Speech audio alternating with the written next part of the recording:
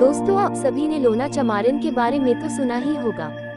जो लोग तंत्र मंत्र की सिद्धि करते हैं वो लोग लोना चमारिन की दुहाई देते हैं। दोस्तों, लोना चमारिन तंत्र मंत्र की प्रकांड विद्वान थी। इन्होंने अपने तंत्र मंत्र का कभी भी गलत उपयोग नहीं किया, न ही अपने तंत्र मंत्र से लोगों को कभी परेशान किया। इन्होंने हमेशा लोगों की मदद ही की है। दोस्तों, लोना चमारिन ने तंत्र मंत्र को असम के कामरूप कामाख्या में जाकर सीखा था। आज के इस पोस्ट में हम आपको लोना चमारिन के बारे में पूरी जानकारी देंगे। साथ ही वीडियो के अंत में एक ऐसा मंत्र बताएंगे जिसे आप सिद्ध करके किसी को भी अपने वश में कर सकते हैं।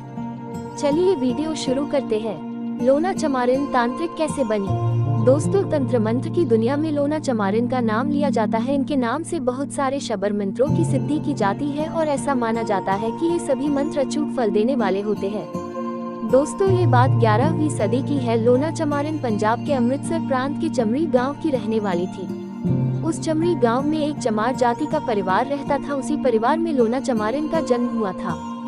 दोस्तों, उस समय बड़े जाति के लोग छोटी जाति के लोगों के साथ अच्छा व्यवहार नहीं करते थे, उन्हें हीन भावना से देखते थे, बुरी नजरों से देखते थे। उस समय इनके परिवार की भी यही दशा थी। इनके परिवार में एक बड़ी ही सुंदर लड़की थी जिसका नाम लोना था। दोस्तों, लोना बहुत अधिक सुंदर थी, लेकिन दोस्तों, गरीब घर में सुंदरता वरदान नहीं बल्कि अभिशाप होती है। लोना के लिए यही सुंदरता अभिशाप बन गई थी। जैसे जैसे वह बड़ी हो रही थी, गांव के लोगों की बुरी नजरें उस पर पड़ रही थी। उस लोना के 2 भाई भी थे जिनका नाम इले और गेंदा था।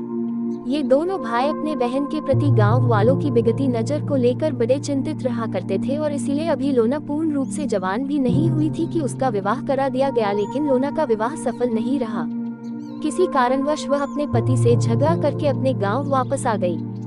दोस्तों, ये कहानी 11वीं सदी की है। अब फिर उस गांव के लोगों ने लोना पर अपनी बुरी नजर डालना प्रारंभ कर दिया। उसी गांव में एक ठाकुरों का परिवार रहता था जिसमें 11 पुरुष थे।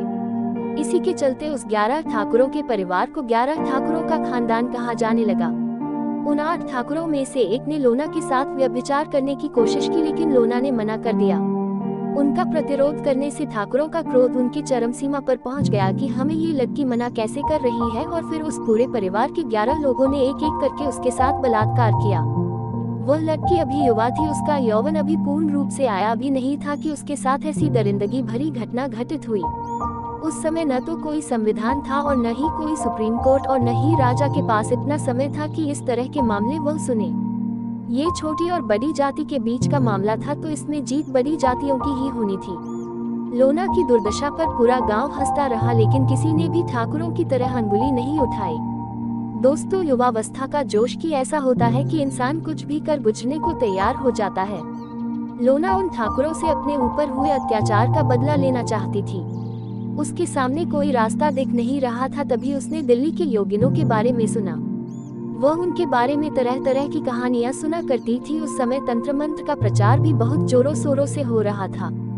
योगियों ने अपने प्रचार के बहुत सारे माध्यम फैला दिए थे। ये योगी गोरखनाथ जी की परंपरा से आते थे। इन योगियों के चलते ही संस्कृत मंत्रों की जगह शबर मंत्रों का प्रचलन बढ़ने लगा था। दोस्तों, शबर मंत्र ऐसे मंत्र है जो कि पारंपरिक योग भाषा संस्कृत के बजाय स्थानीय ग्रामीण लहजे और बोलियों में लिखा जाता है। हिंदू धर्म में मौजूद अधिकांश मंत्र संस्कृत में है। इसके विपरीत शबर मंत्र का उच्चारण स्थानीय भाषा में इसके अर्थ के लिए किया जाता है, न कि इसके ध्वनि कंपन की ऊर्जा के लिए। अधिकांश संस्कृत मंत्रों का सीधा अनुवाद नहीं है, फिर भी उनका एक पूर्व निर्धारित अर्थ हो सकता है। दोस्तों, शबर मंत्रों के बारे में यह मान्यता है कि यदि कोई पहुंचा हुआ तांत्रिक एक बार उन्हें सिद्ध कर ले और अपने नाम से उन्हें बांध दे, तो फिर दूसरे लोग उस तांत्रिक के नाम से उस शबर मंत्र को बहुत ही अल्प समय में सिद्ध कर सकते हैं।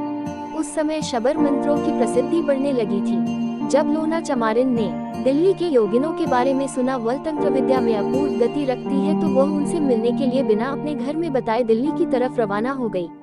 वह पंजाब से पैदल ही लोगों की नजरों से बचती बचाती दिल्ली उस स्थान पर पहुंची जहां पर वे योगिनें रहती थी। लोना ने उन योगिनों से पूछा कि यह शबर मंत्र कैसे सिद्ध होते हैं। मुझे भी तांत्रिक बनना है, मुझे भी योगिनी बनना है, मैं अपने ऊपर हुए अत्याचार का बदला लेना चाहती हूँ। योगिनों ने देखा कि यह एक छोटी सी लड़की जिसकी उम्र मात्र 15 या 16 वर्ष है और यह कठिन साधना की बात कर रही है। उन्हें एक तो अपने बल पर अहंकार था और दूसरी वे उस लड़की की बाल्यावस्था को देखकर उसके महत्व को नहीं समझ पाए। इसीलिए उन्होंने कहा कि तुमसे ये संभव नहीं है और यह हम तुम्हें नहीं सिखा सकते हैं क्योंकि तुम इस लायक नहीं हो। इस पर लोना जिद पर अड़ गई। उसने कहा, यदि आप लोग मुझे नहीं सिखाएंगी तो मुझे कम से कम इतना तो बता दीजिए कि मैं कहाँ जाकर इसे सीख सकती हूँ। तब उन योगिनों ने मजाक ही मजाक में कह दिया कि इसके लिए तुम्हें असम के कामरूप कामाख्या मंदिर में जाना होगा। हमने भी वहीं से यह मंत्र सीखे हैं और हमने सिद्धियां प्राप्त की है। दोस्तों, बहुत कठिनाइयों के बाद आखिर लोना असम के कामरूप कामाख्या पहुंच ही गई। वहां पहुंचकर उसने एक योग्य गुरु की तलाश करना शुरू कर दिया। उसे वहां इस्माइल योगी नामक गुरु मिल गए। इन्होंने शबर मंत्रों में अच्छी सिद्धि प्राप्त कर ली थी। जब लोना चमारिन इस्माइल योगी के पास पहुंची तो वह लोना की सुंदरता पर मोहित हो गए। दोस्तों, योगियों में 5 प्रकार की पद्धति पहले से ही चली आ रही थी, अर्थात साधना के दौरान वह मुद्रा, मांस, मद्य, मत्स्य, मैथुन से परहेज नहीं भी करते थे तो उनका काम चल जाता था। इस्माइल योगी मैथुन के लिए ही सही पर लोना पर मोहित हो गए थे। लोना के भी पास अपने गुरु को देने के लिए इसके अलावा और कुछ भी नहीं था। लोना ने इस्माइल योगी के साथ रहते हुए अपनी साधना प्रारंभ कर दी। जहां इस्माइल योगी बड़े तांत्रिक थे, सिद्ध थे, लेकिन उनके पास ऐसा कोई मोटिव नहीं था जिससे वे तंत्र साधना में उस गति को प्राप्त कर सके जिस गति को लोना चमारिन प्राप्त कर ले, जिसके फलस्वरूप गुरु गुड़ ही रह गया और चेला शक्कर हो गया। लोना चमारिन अपने गुरु से भी बका तांत्रिक बन गई और फिर ये पंजाब चली गई। इस बार ये अपने सूक्ष्म शरीर अर्थात मन की गति से गई। उसके बाद इन्होंने एक एक करके पूरे 11 ठाकुरों को मारकर यमलोक पहुंचा दिया। उस कुल में कोई दीपक जलाने वाला भी नहीं बचा। उसके बाद लोना चमारिन ने अपने तंत्रबल से शबर मंत्रों की रचना करके उसे सिद्ध किया, फिर उसे अपने नाम से बांध दिया।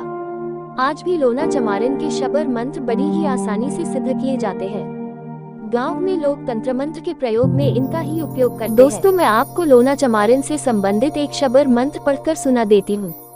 ये शबर मंत्र वशीकरण के लिए उपयोग में लाया जा सकता है, जो कि इस प्रकार है।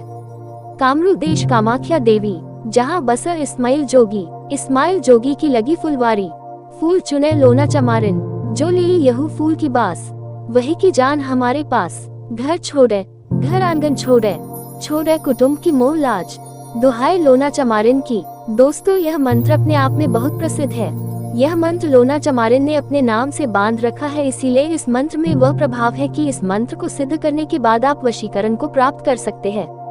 दोस्तों, एक बात का ध्यान रखिएगा कि इस मंत्र का आपको गलत उपयोग नहीं करना है, वरना आप इसके स्वयं जिम्मेदार होंगे।